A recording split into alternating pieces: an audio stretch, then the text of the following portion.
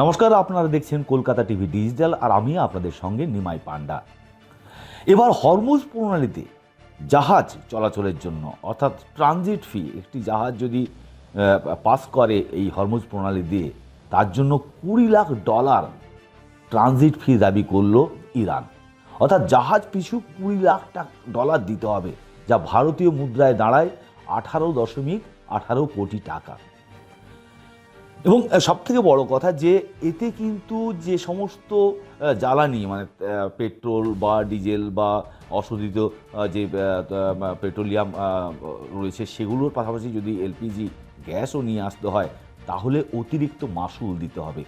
এই মাশুল দেওয়ার ফলে স্বাভাবিকভাবে তেল বা জ্বালানি গ্যাসের দাম বেড়ে যাবে। তাতে কি চাপ বাড়বে ভারতের?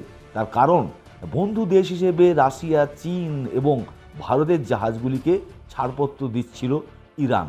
কিন্তু এবার তাদের যে জাতীয় পার্লামেন্টে যে জাতীয় নিরাপত্তা উপদেষ্টা কমিটি রয়েছে তার এবং তাদের আইন প্রণেতা আলাউদ্দিন বরু জেরদি, তিনি বলেছেন যে অনেক দশক পর একটি সার্বভৌম শাসন ব্যবস্থা চালু করছে হরমুজ প্রণালীতে ইরান। এবং ইরান এখানে যদিও পাল্টা হুমকি রয়েছে, ইরান আমেরিকা ডোনাল্ড ট্রাম্প হুমকি দিয়েছেন যে 48 ঘন্টার মধ্যে হরমুজ প্রণালী পুরোপুরি না চালু করলে বন্ধ করে তাদের বিদ্যুৎ কেন্দ্রগুলিতে হামলা চালানো হবে।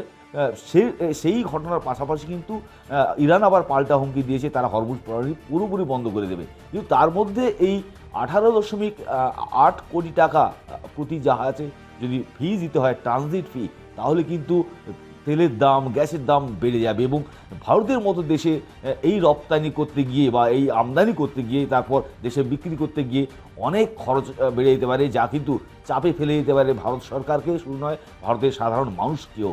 সব মিলিয়ে আবার এটি নতুন ব্যবস্থা, নতুন ট্রানজিট ফি, যা কিন্তু যে সংকটকে আরও বাড়িয়ে দিল বলে মনে করছেন অনেকেই।